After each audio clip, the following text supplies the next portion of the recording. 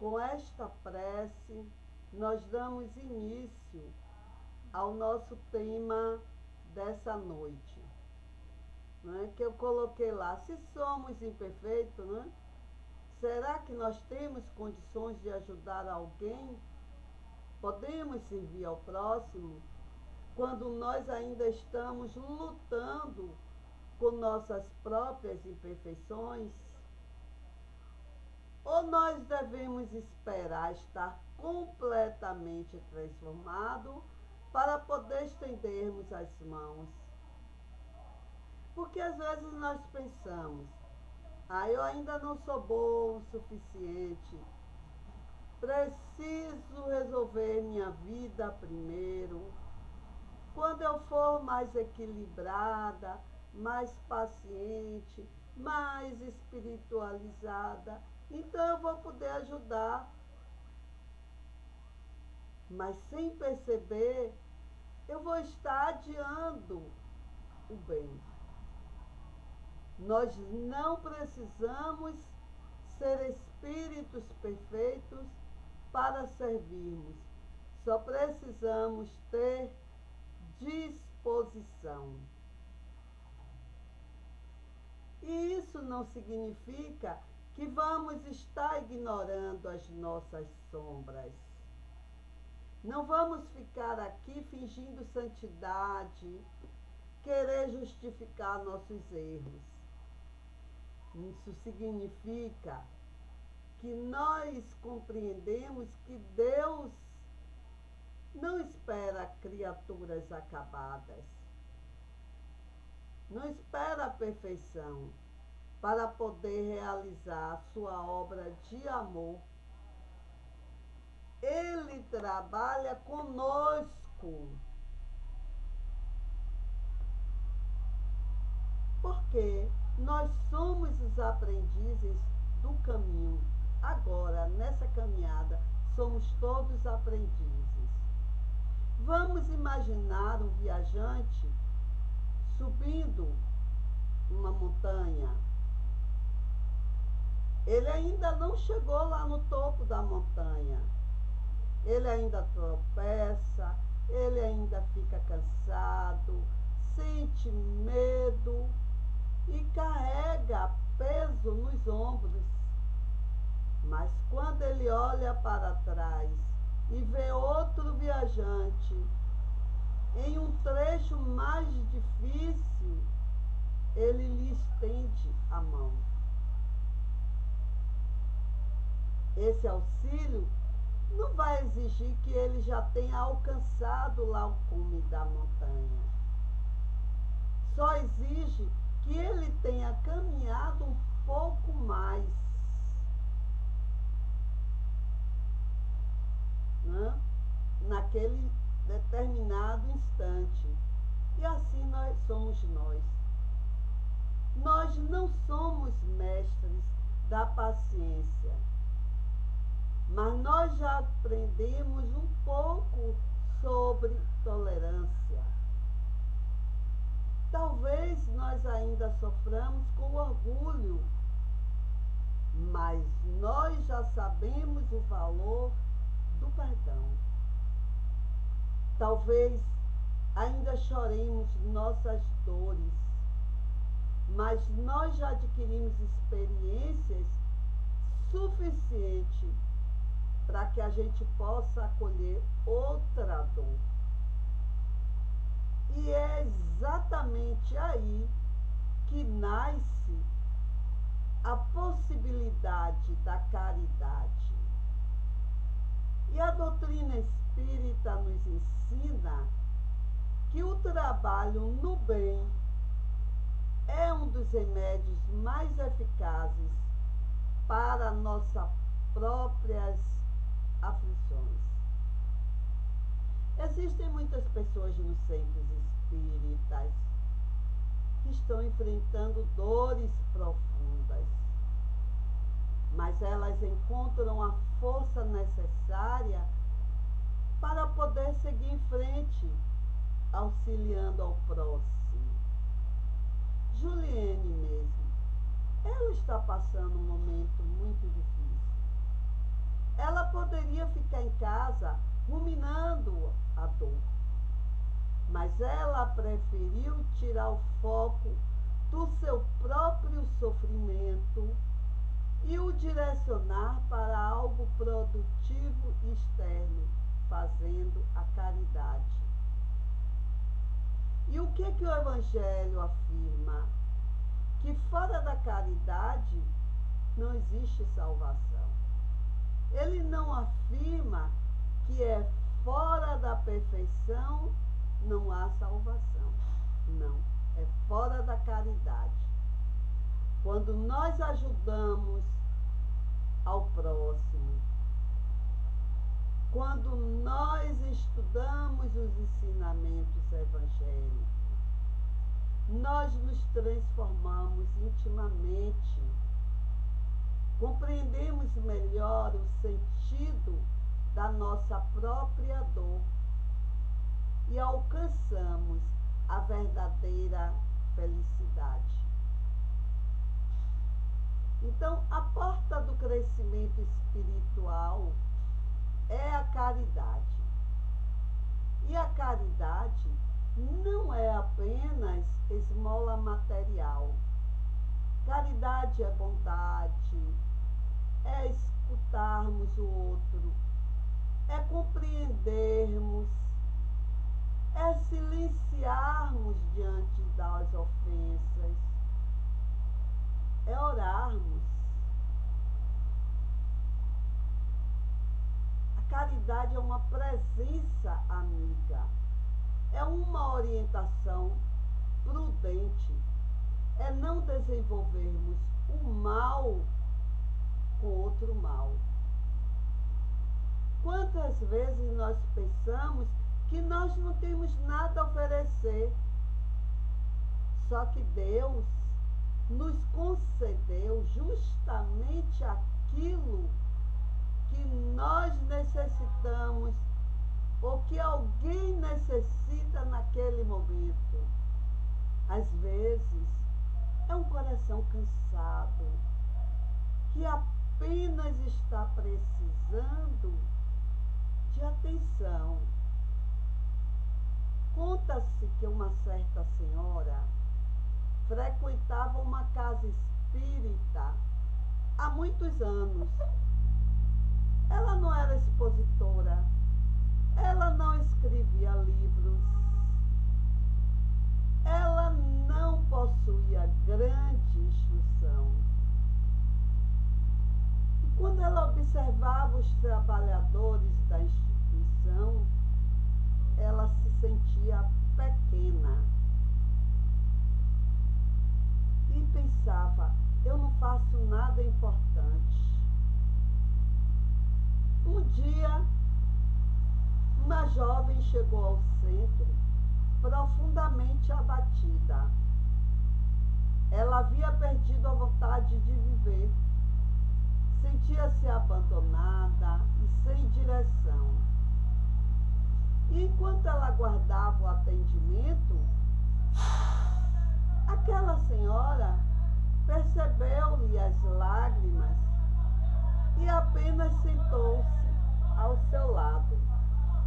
Ela não fez discurso, não citou autores, não ofereceu respostas complexas, apenas segurou-lhe a mão e disse: minha filha, eu não sei de toda a sua dor, mas você não está sozinha. E aí conversaram longamente. A jovem retornou outras vezes. Meses depois, ela revelou que naquele dia estava pensando em desistir da própria vida, mas que aquele gesto simples daquela senhora lhe devolveu a esperança. Então vejam a profundidade disso. Aquela trabalhadora se sentia inútil, mas Deus a utilizou como instrumento. Quantas vezes nós subestimamos o bem silencioso? Por lidar com a natureza humana, as casas espíritas, elas podem atrair pessoas que ainda trazem fortes traços de orgulho, de vaidade, pessoas que estão ali buscando prestígio e reconhecimento, ao invés da verdadeira essência do trabalho, que é a caridade desinteressada, que é o serviço humilde aos nossos semelhantes. Aí o orgulho costuma nos fazer acreditar que somente as grandes ações possuem valor. Mas Jesus valorizava o copo d'água, valorizava a visita, a palavra amiga, a compaixão discreta. A luz, ela não precisa ser imensa para vencer a escuridão. Ela precisa apenas existir. E talvez aqui esteja uma dificuldade íntima de muitos de nós, porque confundimos imperfeição com a capacidade moral absoluta. Nós pensamos, como vou aconselhar a alguém se eu ainda erro? Como eu vou falar de paciência se eu ainda me irrito? Como é que eu vou falar de fé se eu também tenho dúvidas? Olha, ninguém auxilia porque é impecável, porque é perfeito. A pessoa auxilia porque compartilha sinceramente aquilo que já compreendeu. E existe uma enorme diferença entre fingirmos perfeição e oferecermos a nossa experiência. O aprendiz divide aquilo que está aprendendo. E a doutrina espírita jamais nos pede máscaras. Ela nos convida para que sejamos autênticos. E Deus nos criou para convivermos uns com os outros, para a cooperação, para o auxílio mútuo, porque ninguém evolui sozinho. Talvez por isso as nossas vidas estejam entrelaçadas. Nossos lares, nossos vínculos, nossos encontros e desencontros não são acidentes espirituais. São as oportunidades educativas. Mas também muitas vezes nós queremos servir longe ao outro, lá longe, enquanto negligenciamos aquele que está próximo, aquele que a providência divina colocou ao nosso lado. O primeiro necessitado pode estar dentro da nossa casa, que pode ser um pai envelhecido, um filho difícil, uma esposa cansada, um irmão impaciente. É aquele familiar cuja convivência nos desafia diariamente. verdade é que servir também dói. Porque a verdadeira caridade não alimenta vaidades, ela educa. Muitos gostam daquela caridade que recebe aplausos, mas a caridade do cotidiano frequentemente é silenciosa e sacrificial. É cedermos sem humilhações, é ouvirmos sem impaciência, é compreendermos sem querermos dominar o outro. E é justamente por isso que ela nos transforma. Muitas vezes, aquele que ajuda aparentemente é também profundamente ajudado. E essa é uma bela lição da vida. Ninguém oferece amor sem receber crescimento. Existe uma história sobre um trabalhador de assistência que visitava semanalmente uma comunidade muito pobre. Ele levava alimentos, roupas e palavras de conforto. Certo dia, depois de meses de trabalho, ele comentou com um amigo: eu acho que eu estou fazendo muito por aquelas pessoas. O amigo apenas sorriu. Semanas depois, durante uma visita, ele encontrou uma simples senhora, moradora daquela região, ajoelhada em oração. Ela dizia: Senhor, abençoe aqueles que vêm aqui. Eles pensam que nos trazem ajuda, mas talvez não saiba que são eles que nos devolvem a fé de continuar. Aquelas palavras o tocaram profundamente. Quando ele retornou para casa, ele percebeu, ele notou alguma coisa que ele, com clareza, que ele antes não havia percebido. Ele percebeu que ele chegava cansado para fazer as visitas e ele voltava leve. Ele chegava preocupado e retornava sereno.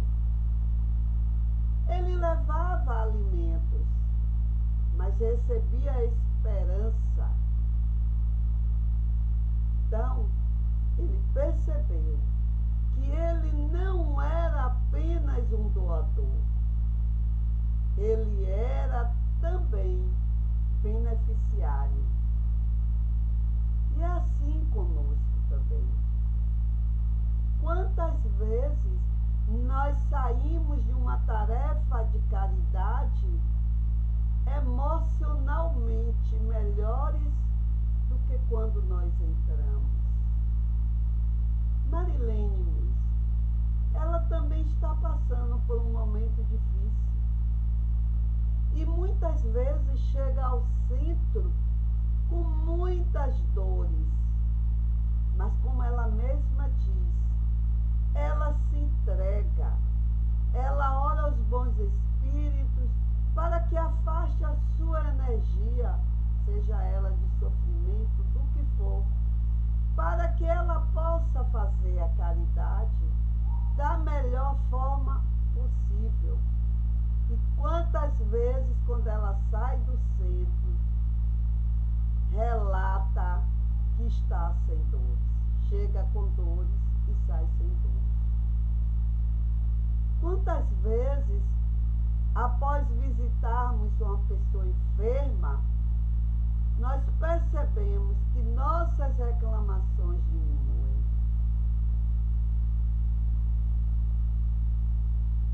Quantas vezes o gesto de auxílio reorganiza a nossa própria alma? Isso acontece porque a caridade possui um poder terapêutico sobre o espírito. Emmanuel, pela psicografia de Chico Xavier, nos ensina repetidamente que o bem é o remédio para quem o pratica. A espiritualidade nos mostra que muitas vezes nós servimos para começar a nos transformar a nós mesmos. Então, ajudar o outro não é um prêmio da reforma íntima concluída. A nossa reforma não vai ser concluída porque nós ajudamos o outro.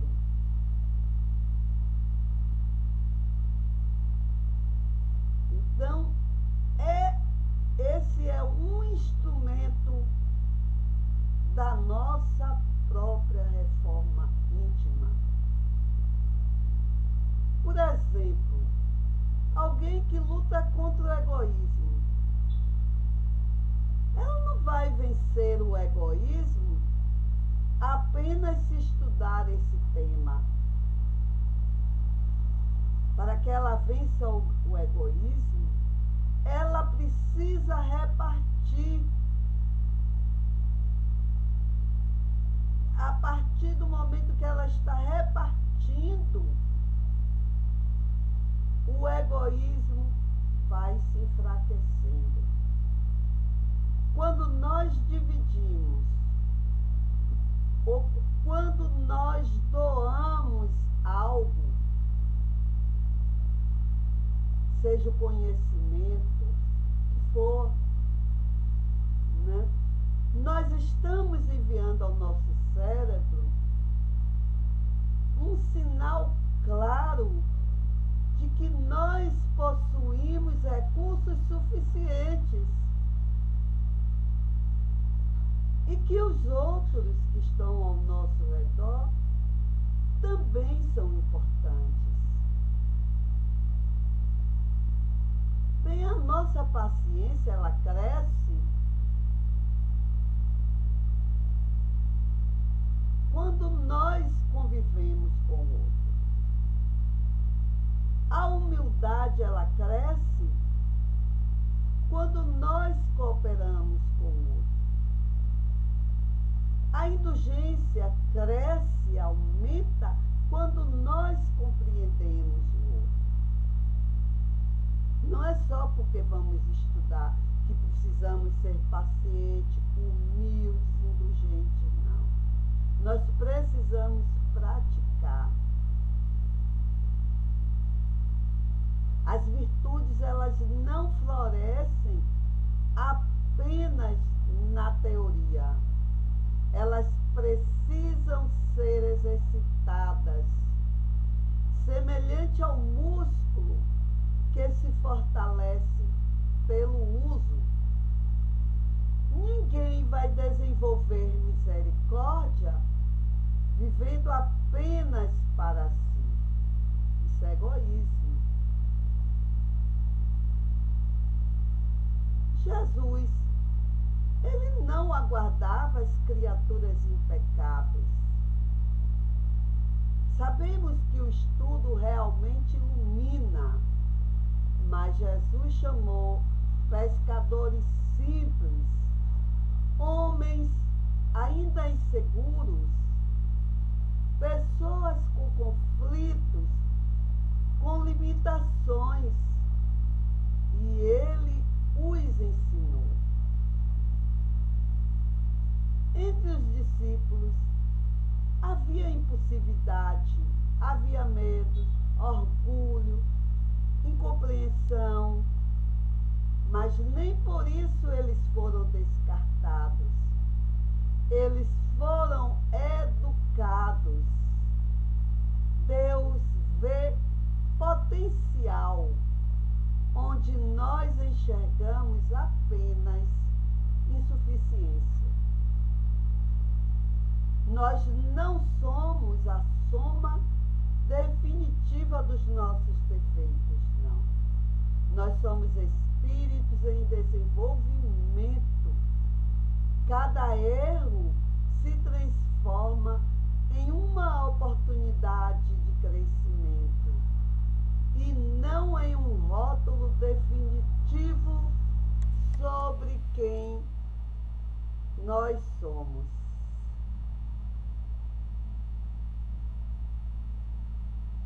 Conta-se que um homem procurou um sábio e disse o seguinte: eu não posso falar de bondade porque eu ainda me irrito muito.